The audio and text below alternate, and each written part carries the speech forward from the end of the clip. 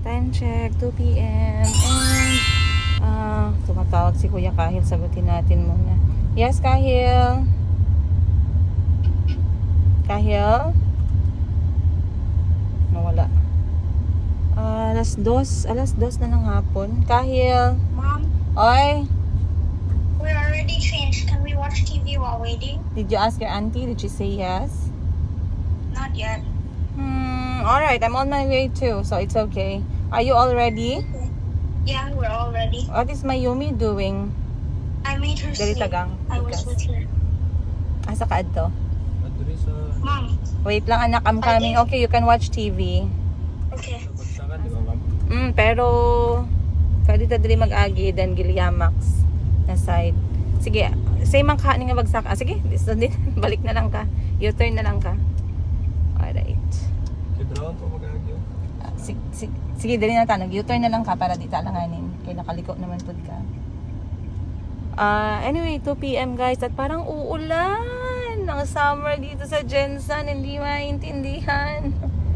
Ako'y pauwi na. Nagtrabaho na ako sa Mayumi. So, that's check. Now, dadaan ako sa bagsakan ng prutas at gulay. Bibili po ako ng prutas. At saka saging na saba. Dahil paborito ni Auntie Christine, hindi pwedeng mawala sa bahay. So hanggat kaya ng aking bulsa, kaya ng aking powers, bibili tayo. And the kids are out of fruits. So pupunta tayo ng palengke. So kung magtatanong kayo guys, no, kung tawag na ito. Kasi last time, maraming na-shock nung ako budget reveal sa isang buwan. So matotal, tumatakbo daw ng 200,000 yung expenses natin kada buwan. Actually guys, lahat-lahat na kasi yun, mga sweldo na mga staff, bahay namin. Syempre, bahay pa lang guys. Ang mahal naman ng bahay ngayon. Di man pwedeng 50 lang yung ibayad natin. So talagang tatakbo ng ganun. Pero may katapusan din naman kasi yan. Kasi hindi mo naman forever babayaran yung bahay. Kaya tayo nagbabayad ng malaki para madali natin siyang mabayaran at matapos. So right now, it's 2 p.m. I had a very nice lunch. I'm going to the fruit market. Sama kayo. Tara, huwag kayong tatamad-tamad dyan kasi today is Tuesday. Tuesday ba ngayon? Yes, Tuesday. And then susunduin ko yung aking mga anak. Sasama ko pa rin kayo syempre. Sabay-sabay tayo sa buhay ko guys. Puslan man na nanonood na lang kayo dyan, samahan nyo na lang ako, okay? So una nating bibilhin singkamas. Mahilig ang mga anak ko sa singkamas. And then maraming nagsabi wag muna mangga kasi inuubos sila. So I'm going to see anong klaseng prutas pa yung mabibili natin. Dito tayo sa may ayan dito. So tara guys. Okay. So, hanap tayo dito ng saging, guys. Eto, medyo merong saging dito na side. Magkanong kilo gang saging? Pero hilaw, no? Wala pang hinog. Okay, sige. Salamat. Hanap tayo. Dito kasi masyadong hinog. Doon tayo sa unahan bibili, guys. So, dito kasi na area sa dulo, mga saging, mga watermelon, kamote. Ay, yun. Anong kilo po? Ay, may busok. Sige, ari. 60. Pwede na ni tomorrow. Nakali siguro na oh.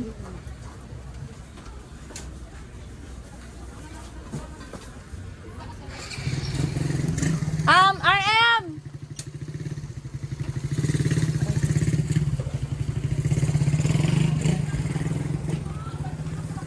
Uy, ang ganda ng bayabas. Magkano kilo bayabas mo, Nay?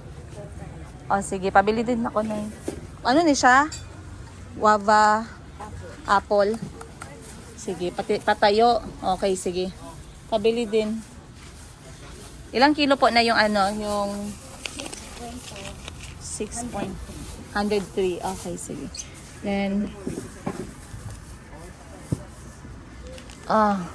ang mahal kasi ng kilo ng bayabas sa iba, pero dito kay nanay, mura lang, 45 lang yung kilo. So bibili tayo kasi yung mga anak ko mahilig talaga sa prutas, guys. Hindi pwedeng walang prutas sa bahay. Okay na yan, Nay. Tapos yan, 103 yung saging. Okay po, salamat. Ang ganda ng avocado mo, Nay, ah.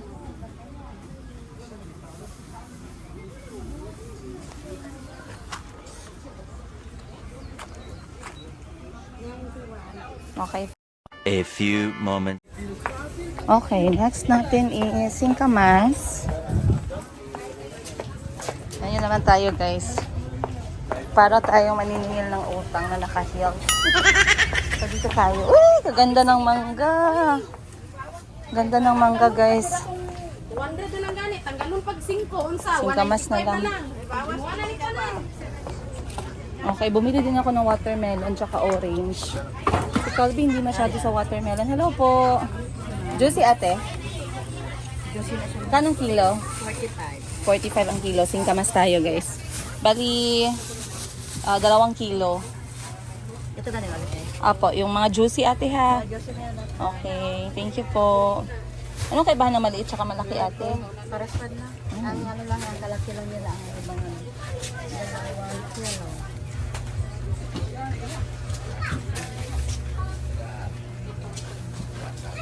May season ba ang singkamas ate? Oo. Anong season siya? Kasi nakita ko ngayong summer lang siya nag-start.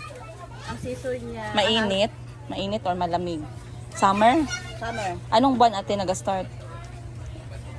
Kwan. March? February? O, ganyan. Okay. Tapos saan pa galing ate itong singkamas? Marbel. Marbel. Hindi pa natin nagkatahin niya to sa Jinsan? Iba kasi ang lupa dito daw. Oh. Ang gusto kasi niya yung mabuhangin. Oo. O taga Jinsan, government, palitan nyo ng buhangin yung lupa. Joke lang. Joke lang guys. So, bili lang tayo. Nakita ko kasi si Chico, ang bilis kumain ng singkamas. So, pag yung mga anak ko guys, nahilig sa prutas, thank you po. Wala talaga tayong magagawa kundi mamili ng prutas. Agi lang kasi. Ang ganda ng mga mangga ngayon.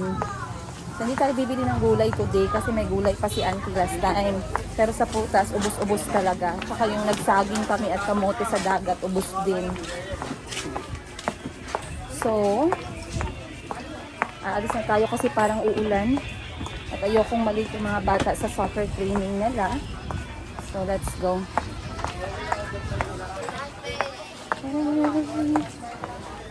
Yan, narinig ko guys yung heels ng aking sandals. Nagapagatak-tagatak sa floor ng palengke. Okay, tara. Ano yung kotse ko? Oo, tapos na tayo sa palengke guys. 500 pesos, chaching. Ganun talaga. Kailangan may perang lumalabas no araw-araw. But 500 pesos, ano nang nabibili namin dito sa Jensan? 500 pesos, nakabili tayo ng 2 bugkos ng saba na saging. And then, nakabili din tayo ng 2 kilo ng bayabas, 2 kilo ng singkamas, 1 buong pakwan, at saka 10 piraso ng orange. And that's the end of our 500 pesos. Pero okay lang kasi yun nga, importante na may prutas sa bahay. So, kinakabahan ako baka biglang umulan kasi yung training kasi ng soccer, rain or shine. Kaya wala tayong magagawa. Kailangan pa rin natin pumunta. At tumawag si Kuya Kahil ngayon kasi nga naka-ready na daw sila para sa soccer training. So sabi ko, papunta na ako ng bahay. 2:13 PM pa lang naman. So I can actually be there around 2:30 or 2:45. Then we have enough time para makaabot sa soccer training niya ng 3:00. So yun guys, inaantok ako ng konti. Pero mamaya na lang natin ibawi ng tulog to, no? Ayun. Ano pa ba? I don't know if you have questions. Let me see. Kaka-upload ko lang kasi regarding the laundry shop at hindi ko alam kung meron akong kailangan sagutin doon na comment. Pero, i-double check na lang natin. Isa lahat nga pala ng mga graduate ha, ngayong buwan at saka buwan ng Abril. Last month at saka buwan ng Abril. Congratulations. Alam ko, hindi madali. At saka lalo pa kapag wala kang pampaaral, kulang sa finances, malala yung mga walang parents, tapos nagtatrabaho left and right para lang makagraduate. Thumbs up, it's okay. One day it will all pay off. Kaya huwag kayong mag-alala. Pagod now, mas pagod later. Huwag kayong maniwala sa iba. Pag sinabi nilang pagod now, ginhawa later, ay hindi. Pagod pa rin kayo later, katulad namin na graduate 10 years ago guys. Huwag kayong mag-alala. Pero, minsan kasi, meron tayong pinaka-important question. Ano sabi na? Ano daw? Ano sabi ko? Diploma o diskarte? Ayun. So, kami magkakapatid, magkakaiba kami ng opinion about diploma or diskarte. Pag si Madam Ten gives yung tatanungin ninyo, she will actually tell you diskarte. Kasi high school ang tinapos ng kapatid ko, hindi pa siya graduate ng high school dahil nakita niya na yung potential niya about money making. Meron siyang mataas yung kanyang financial literacy and she understood money early in life. Kung ako naman ang tatanungin ninyo, I graduated education degree for 4 years or 5 years. And then I have my diploma. So I have diploma, but then I know diploma is nothing kung wala kang diskarte. So I need, for me, my opinion is both is good. Regardless kung may diploma ka pero wala kang diskarte, kahit kasi wala kang diploma or kahit may diploma ka, lahat ng bagay sa mundo kailangan ng diskarte. Kahit yung paniligaw mo, kailangan ng diskarte. Pagbili mo ng mga prutas sa palengke, kailangan mo ng diskarte. Kasi konting discount dito, masaya ka na. Mukha tayong pera, di ba? Kaya alam natin kahit mura, magdi-discount pa. Pero I mean, diskarte should always be there, regardless kung may diploma. Pwede tayo dito magliko sa right side. Kasi dyan maraming traffic light. Okay, so yun guys, and yeah, congratulations sa inyo na mga graduate. Pag nakikita ko yung mga estudyante ngayon na nag-aaral, na mamaya kaliwat kanan nagpipilahan sa yung sa mga printing shops, naisip ko yung hirap ko nung nag-aaral pa lang ako. Sanabi ko sa sarili ko, Lord, matatapos ba to? Lord, ang dami ng mga requirements. Lord, wala na akong pera. Lord, hindi ko naman mahingi ng pera si mama, si papa, ganun din. Anong gagawin ko? Ano ba to, Lord? Pagod na ako, gutom pa, wala ang allowance, wala ka man lang pambili ng maayos na pagkain. Tapos sa dormitory ako nagsistay that time sa MSU. So sadyang mahirap, pero yun nga, God is good, no? Alhamdulillah, we have reached this point in life where finally we have finished studying. Kaya ako hindi ko talaga magets bakit may mga tao na mahilig mag-aral. Yun talaga yung patience na grabe, hindi ko talaga kayang i-apply sa sarili ko. Like, pagkatapos nilang graduate ng 4 years, nag-aral ulit ng masteral. Pagkatapos ng master, mga ulit ng doktor. Pero parang hindi na yata matatapos to sa pag-aaral itong mga ibang no? Pero hindi ko alam kung ano yung feeling ba. Hindi ko siya mag-gets, to be honest. So sa mga lahat na nag-aaral dyan, na laging nag-aaral, hanggang ngayon nag-aaral pa rin kayo on the side, siguro naging passion nyo na yung pag-study. Ako kasi parang meron na akong phobia sa pagbabasa, pag sa study, mga ganun, pag may memorize. Nakakapagod isipin. Likot tayo dito. Pwede ba? Or diretso? Diretso lang. Sige, go. Sa Balite. Okay. Sa may Hall of Justice pa din. Opo. Okay, yeah. Pwede. So, yun, hindi ko magets. Kasi kahit yung tatay ng mga anak ko, yung aking ex ay mahilig din mag-aral-aral ng aral. Ganun din naman yung sweldo, hindi naman lumalaki. Nakaka-stress ba? Okay. Wait lang, kausapin ko muna si Miss Giselle, guys, ha. Oh, you're so like to learn. Yeah, I want to be they call them a DJ. I wanted to be a DJ. How about you? What do you want to be when you grow up? I want to be a soccer player. Are you sure? Uh-huh. Since when? Now. Oh, then you have to would you like? training now. Do you want me to enroll you Yeah. for soccer? Uh-huh. Let's- I'm already. That's what. You know what? I wanted to be a soccer player. Then I started playing with Jello, so I can be a soccer player. Let's try again today if you still like soccer, okay? Yeah, I always like soccer. That's good. How about Chico? What do you want to be when you grow up? I want to be Spider-Man. You want to be what? Sonic? No, Spider-Man. Spider-Man? And what will you do if you're Spider-Man? I will shoot my webs. You'll what? I'll just shoot my webs. You'll shoot your webs. Because That's all. You will just shoot your webs. Because just a movie. Don't think about Spider-Man. Sabi ni Calby, movie lang daw yan. Bakit daw siya maging Spider-Man in Why do real you life? want to be a Spider-Man? It's okay. Let him be Spider-Man if he wants. You want, but Chico, you know that you have to be bite by a spider to become Spider-Man, okay? Don't let the spider bite you, Chico. You will become a real spider. I don't want you to become a real spider. So then let the spider bite you. A black widow spider. What the? Or I tarantula. will throw some spider at you, then you can A then block, you will block, be dead. block, Then block. I'll throw some balls, but then they'll climb on your leg. Then they will get on your head. Then you will guide him. Then I don't know what. Then you're gonna be dead. My friend Zilla will get up to 20 or 20, and I will get to Kyle, I'll ask you a question. Alright, daan tayong tinapayan guys. Bili tayo ng pandimongo. Bring your own eco bag. Pandimongo, then coco, then nakakaubo kasi yan eh. Ito tayo sa bato. Hello! Ano gang please? Hi! Ano? Ara, coco 5, then pandimongo 5, then bato 5. Ay, pila gani 5.20. Sige, salamat. Mag-oo gani ka ron mag-ano gyud ka magmahay. Tatanawa lagi. 20 lang man na. Apo. Dito tayong tinapay guys, merienda. Sarap to mamaya inuman ng coke. Guys, so, alam ko sa abroad mahirap maghanap ng ganitong klaseng tinapay. But look at that, you guys.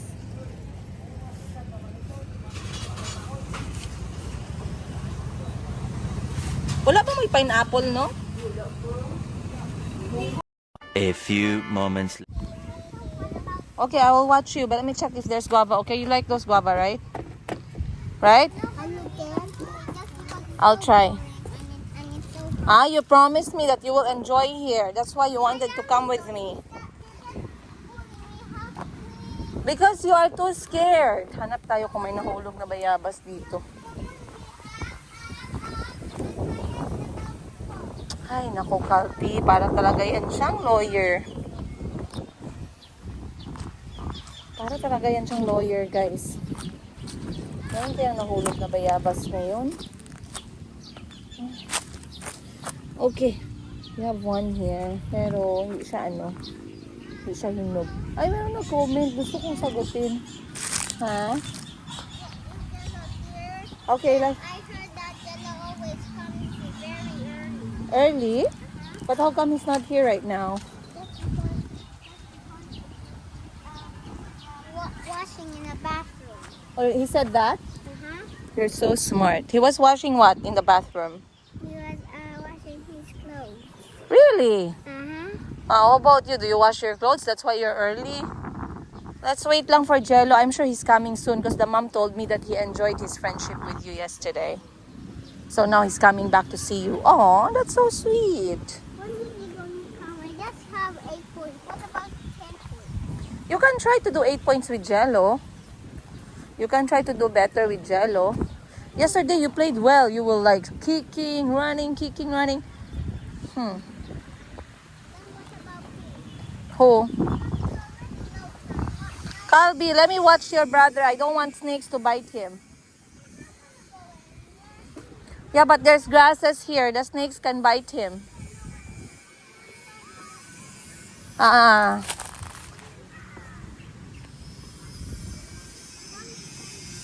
Dito na sila Kuya Kahil magsa-start ng training. Ayan si Chico guys, naglalaro sa sirang laruan. Kasi dito sa gilid may mga tinapon na mga laruan na sira-sira. So last time dyan din siya naglaro eh.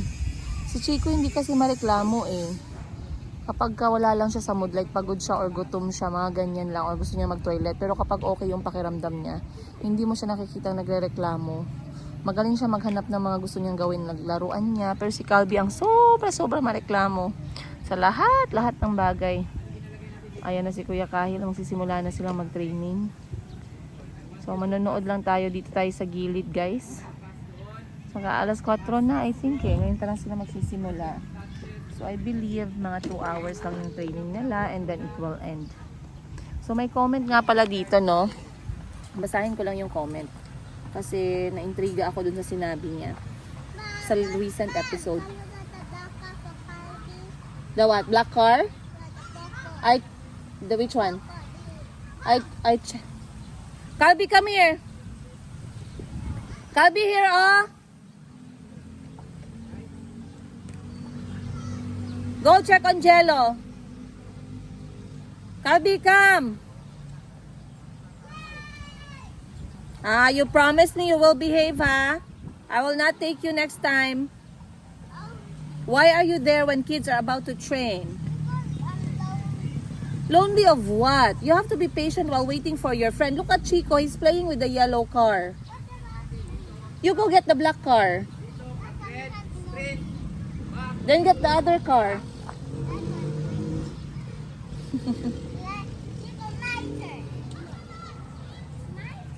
Oh, no grabbing, no grabbing. No grabbing. You just be on the pony, the blue pony. Why don't you play with the soccer ball on that side, oh? While waiting for Jello. Okay, you wait here. Come here. I'm finishing something here, then I will give you 10 minutes to watch a little bit. Okay. 10 minutes lang. So Mama, anyway, you're taking a video. I'm taking a video. I was talking to them. So may nag-comment dito sa recent episode ko. Sabi niya, Miss Princess, paano niyo po na-handle yung mga rude comments and bashers? How do you handle rude message from other people? What? If someone says bad thing to you or rude thing or mean stuff, what do you say to them? I just keep quiet. Next. I just leave. Okay, that's nice. So yan, narinig niyo kay Calby. Will you still sleep at night even if you heard something bad from other people? No. You will not sleep in the night? Why? No. I'll sleep in the night because I'll forget about it. Exactly. You will forget about it because it doesn't matter, right? What if they say, ha ha ha, Calby has curly hair, ha ha ha ha. What do you tell them? Then I just keep quiet. Does it hurt you or not hurt you? It does not hurt me if I just forget about it. No, ayan guys, ang galing ni Calby, di ba? See, they're asking, how do you handle rude comments? Because for me, someone was saying the rude comments to me and they were fighting me. Then, how do you handle the bashers and rude comments? Sabi kasi ni Ma'am Von Filtered dito. Shout out sa iyo, Ma'am Von Filtered. I love your comments. So, sasagutin natin. Sabi niya, Miss Princess, paano niyo po na-handle yung mga rude comments, bashers? Ako po yung nag-comment before na starting my channel. There is this instance kasi na nag-comment ako sa TikTok about one post kay Dennis Padilla. And may pailan-ilan na hindi ata align sa kanilang comment yung aking comment. Kaya inaway nila ako sa comment section. Haha, so napareflect ako ng onte. If I can really take this, say, one day, may mag-comment sa channel ko at i-bash ako. So how do you handle po yung mga bashers and rude comments and yung mga nagko-comment na akala nila alam na nila ang lahat ng bagay sa earth? Sa akin guys, to be honest with you, it took quite some time for me to shrug it off. Yung mga comments, mga hateful comments, mga bashing. At first, nung unang pagpasok ko sa mundo ng vlogging, I was in Thailand. Kaya hindi ako makapag-vlog ng maayos kasi I was too conscious about how I look in the camera. How my face look, kasi meron tayong mga visible acne marks, meron tayong mga angle kung saan tayo feeling maganda, meron tayong angle kung saan tayo feeling comfortable, and I was having this cringe na feeling, parang ginaluod ka sa sarili mo na you are vlogging, you can see yourself sa screen, you have to always be properly, minsan nag-i-effort ka pang magsuklay, mag-makeup, pagtingin mo sa camera, pangit pa din, kasi nga, natatakot kang i-bash. Okay, ayaw mong i-bash kahit yung mga physical. Paano ko siya na-handle? Kapag may mga comment na talagang natatamaan ako, or nasasaktan ako, or nagagalit ako, I do respond back. Okay? Kahit anong sabihin ng iba na kesyo vlogger ka, tanggapin mo yan. Dapat marunong kang tumanggap ng mga batikos, ng mga masasakit na salita. Yes, tinatanggap ko naman. Pero wala namang rule na hindi tayo pwedeng mag-reply. Wala namang rule na hindi tayo pwede mag-respond. So I don't care kung ano yung iba, the way sila mag-handle, kung quiet lang ba sila mag-handle. Pero ako, I find it easier na I talk about things immediately as soon as they happen. So kunyari merong nag-comment or nag-bash sa akin ngayon, magre-react ako ngayon agad. Para wala na akong sinanakit sa puso ko. Yung iba na hindi nagko-comment, na talagang 100% hindi nila pinapansin yung mga hateful messages, mga bashers, good for them. Kasi that's how they cope up. All of us, we have our different ways to cope up. The good thing is, one day, it will just happen na you will just get used to it. Totoo yan guys, promise ko sa inyo yan. You will just get used to those comments and you will not take them personally na. Kasi you know yourself more than those people. You know kung ano talaga yung pinagdadaanan mo sa buhay mo. And when you are feeling secured about your stand sa mga bagay-bagay, at you know that those people who are close to you knows who you really are, and they can see you for who you really are, you don't care about what other people will say naman. Ayun. So that's my say of how I handle. I don't care. Marami pa rin ako mga bashing guys when it comes to physical appearance. Madami. Merong ipaayos mo yung ngipin mo, merong ipaayos mo yung mukha mo, merong masyadong dry yung buhok mo, merong may-ari ka ng butik pero parang anong pananamit mo. Maraming mga ganun. When it comes to physical aspect, marami talagang bashers. Talaga hindi maiiwasan yan. When it comes naman sa pagiging nanay, madami din kina-question sa akin, bakit mo ginaganito yung anak mo, bakit pinapainom mo ng ganito, bakit walang ganito, bakit hindi mo gupitan yung buhok ng mga anak mo, bakit hindi mo sila binibilan ng mga car seat. Ang dami-dami. And if you're going to make everyone satisfied, and if you're going to make people, you know, like talagang lahat ng mga request nila ay gagawin mo, walang katapusan yan. You will end up becoming a people pleaser. Ako kasi, I really made it, I really trained myself, guys, na making things normal sa mga, Chico, careful with the, Chico, wet yan, basa.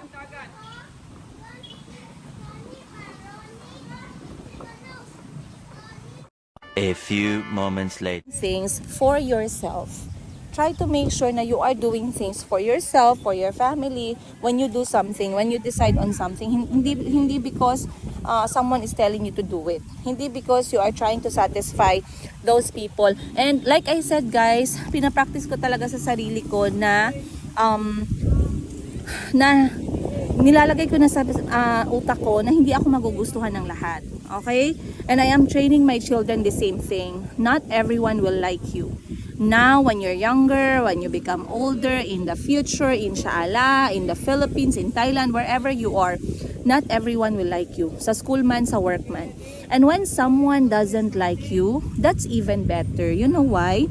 You are not a people pleaser. You are comfortable with yourself and having your own boundary. When you feel like your boundary is already set, regardless of what people say, and how people react, or ano man ang opinion ng iba, regardless sa kung ano ang tama at mali, pero ikaw, you feel that this is wrong for me, this is right for me, then that's you. You do you. Okay? Kapag ka may boundary ka, hindi mo talaga mapiplease ang lahat. And that's when you will realize na you will feel good eh. Ako, I feel good when someone doesn't like me kasi ibig sabihin, I'm not pleasing you. You know, I am not doing anything to make you like me. Because why? I am okay that you don't like me. Not everyone have to like me. Ganun lagi yung naka-mindset ko. Kaya ako, I don't care guys. May mga taong gusto ako, may mga taong hindi ako gusto. The fact na I have trusted people around me who knows me very well for who I really am, that is enough for me. I am secured with my own character. I am secured with the few people who trust me. I am secured with my relationship with those people who matters to me. Yun yung aking stand. Okay? So, sorry, chinecheck ko lang guys ha, kung ano, nagre-recording tayo. So anyway, yeah, it's a very good thing, no? Kasi minsan kasi it will just happen eh. Kapag nag-mature ka sa buhay, kapag masyadong marami kang napagdaanan sa buhay, you will realize that you will just grow up and you will learn more. Oh. Okay. Mabuti lang dito pala guys, no, sa area na pinagtitrainingan ni Kahel kasi bukod sa malawak yung space, masarap yung hangin. So kapag medyo mainit pa, pinapakalma ko muna yung dalawang maliliit, and then mamaya darating na yung mga friends nila. So sana ba tayo? Natatawa ako kasi nagkwento si auntie sa akin. Sabi niya sa akin ay eto daw si Kahil at si Calby ay nag-aaway. Then sabi ko sa kanya, bakit nag-away? Kasi nga si Kahil biglang umiyak kasi feeling niya daw, hindi daw natutuwa si Calby na nandito si Kuya Kahil. Umuwi daw ng 2 buwan para sa kanila, makasama sila. And then bakit daw ganun daw si Calby magsalita sa kanya, inaaway siya. Si Kahil kasi guys, very emotional. Emotional siya sa age niya, 12 years old. Sa sobrang sweet niya, emotional siya. So madali siya naiiyak, lalo na pag mga masasakit na words, pag feeling niya yung nasasaktan, pangit yung sinabi sa'yo, mga ganun. Pero pinalaki ko din kasi si Kuya Kahil guys na try to not really say those hurtful words, kasi words you can regret later but the feelings you cannot remove from that person. Ano ba, ang hirap mag-English, no? But what I'm saying is mahirap kapag ka nagsabi ka na ng hurtful words and then hindi mo na siya mababawi. So lagi yung sinasabihan si Kuya Kahil, be very very careful with your words. Ayun. So far so good kasi ina-apply niya na ngayon guys, tinuturo niya na sa mga kapatid niya, so I'm very happy. Si Calby kasi ngayon, siya yung talagang ano siya guys, opinionated si Calby lahat ng mga iniisip niya, sinasabi niya talaga guys, kaya nahihirapan ako kasi nung isang araw din nung naligo kami ng dagat, nagdaan kami sa mga bato-bato, din sabi ko aw, gumaganon ako kasi nga masakit yung paa ko sa bato, tapos natumba ako ng ilang beses. Mamaya siya na yung kinuha ko kasi sabi ko tama na muna, tayo muna ay kakain. And then siguro dahil hindi rin ako nag-iisip guys, napagod din siguro ako at naging impatient kasi nga minsan hindi rin sila nakikinig. Sabi ko sa kanya, Calby, wag maglakad ka na at wag ka maingay kasi masyado kang maingay. Sabi niya, bakit ikaw lang ba may karapatan masaktan sa bato? Ikaw nga, sabi ka nang sabi, aw, tas ako hindi pwede. So hindi ko alam guys, magagalit ako, natawa talaga ako, pero tinago ko lang yung pagtawa ko kasi baka mamaya misinterpret ng anak ko ba. Pero yun ang level ng mga anak ko ngayon, no? And kanya-kanya silang personalidad Si Chico, very clingy talaga guys, sobra. Halos na lang guys, kung kulang na lang talaga, ipasok niya ulit yung katawan niya, saka alam mo yun, kung magkasya pa lang talaga siya sa sa puso ko ngayon, parang kulang na yung dumot-dot siya guys. Parang ganun lagi yung gusto niya, parang iba yung comfort na nararamdaman ni Chico sa akin Pero I understand naman kasi halos 2 years, 1 year ko din siya talagang na direct breastfeeding. Kaya lagi niya akong hinahanap. Si Calby naman, mga few months ko lang siyang na breastfeed, kaya hindi siya masyadong clingy. Pero yung kanyang personality talaga ay sobrang voice out. Very opinionated si Calby. So, nakikilala siya ng mga tao dito sa soccer player as someone who talks, who speaks. Ayan, maybe a lot, I don't know, but I'm in the process na talagang tinuturuan ko si Calby mag-calm down kasi walang preno minsan. Si Kuya Kahil naman, very strong, he's really a very sweet brother, but yun nga, emotional siya. And of course, Mayumi, from her name, I'm very Mayumi. Pero guys, lumalaban kay Chico si Mayumi guys, hindi nagpapatalo yan. Pag may kinuha siya, kinuha ni Chico sa kanya, babalikan niya talaga, ganun dapat. So natatawa ako kay Mayumi kasi her personality shows like she's very demure. Pero guys, parang may pagkakunting ako din guys maglaban din talaga sa buhay. So masaya at proud naman ako at may nakuha din siya sa akin kahit papano, no?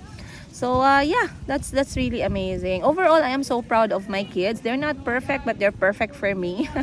Ayun. At syempre maraming salamat sa lahat sa inyo nagmamahal sa mga anak ko. Lagi ko naman sinishare sa inyo yan. Mga nagbe-message, ma'am, ibili mo na lang to ng ang sukli. Kunin mo na ma'am, ibili mo na ng Yakult ni Chico, ng mga peanut butter ni Chico, margarine ni Calby.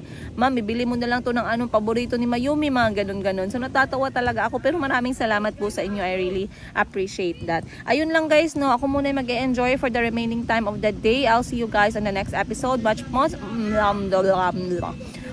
Most probably bukas, kasi bukas Wednesday I will still work. I really want to see my friends sa Kidapawan. Ayan, and I want to maglaro ng Easter egg activity kasama yung mga pamangkin ko at mga anak ko. So I'm going to plan for that as well. I'll see you guys on the next episode. Much love, Princess Higa.